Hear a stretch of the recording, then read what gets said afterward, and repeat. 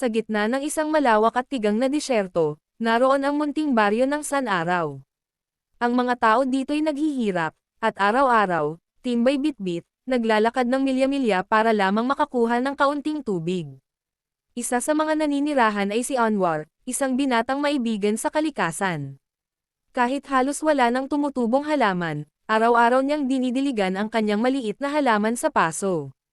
Baka sakaling mabuhay ka, bulong niya, umaasang balang araw, ito'y muling sisibol. Isang araw, habang siya'y naglalakad sa buhanginan, napansin niya ang isang unggoy na tila nawawala. Payat ito at gutom, ngunit patuloy na naghuhukay sa lupa. Nagtaka si Anwar. Hoy, hayop, anong ginagawa mo riyan? Pabirong tanong niya, ngunit laking gulat niya nang mula sa hukay ay sumulpat ang malinaw na tubig. Tumakbo siya pabalik sa baryo at sumigaw, tubig. May tubig sa gitna ng disyerto. Dumagsa ang mga tao, at sa unang pagkakataon, nagkaroon ng malamig at malinis na tubig sa kanilang lugar.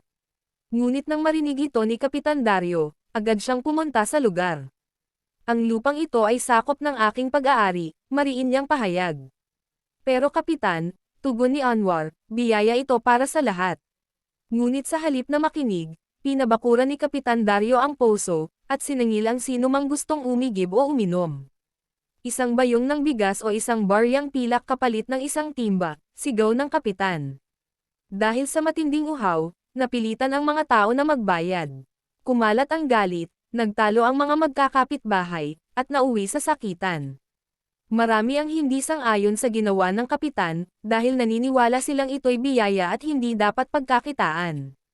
Ngunit may ilan din na sumang-ayon sa patakaran ng kapitan. Dito nagsimula ang hindi pagkakaunawaan. Marami ang nangatwiran na lupa man ang pag-aari ng kapitan, hindi kasama ang tubig na biyaya sa kanila. Ngunit dahil sa kapangyarihan ng kapitan, wala silang nagawa kundi magbayad para sa tubig. Isang gabi, habang nag-aaway at nagsasakitan ang mga tao sa pila, biglang nagbalik ang unggoy sa tabi ng poso. Ngunit hindi na ito ordinaryong hayop, ang kanyang anyo ay nagbago. Ang kanyang mga mata ay kumislap ng ginto, at sa halip na balahibo, isang liwanag na tila buwan ang bumalat sa kanya. Isa siyang diwata ng tubig, nagkatawang unggoy upang subukan ang puso ng mga tao. Binigyan ko kayo ng biyaya upang magbahaginan, malungkot niyang wika, ngunit pinairal ninyo ang kasakiman. Nang itaas niya ang kanyang kamay, ang malinaw na tubig ay biglang naging putik. Sumigaw si Kapitan Dario, sinubukan niyang sumalok, ngunit puro latak ang lumabas. Mula noon, natuyo ang poso. Wala nang ni isang patak ng tubig ang muling lumabas, at ang baryo ay muling naging disyerto. Si Anwar lamang ang naiwan. Araw-araw niyang dinadalaw ang tuyong poso, nag-aalay ng dahon, prutas, at panalangin. Hanggang isang gabi, narinig niya ang boses ng diwata.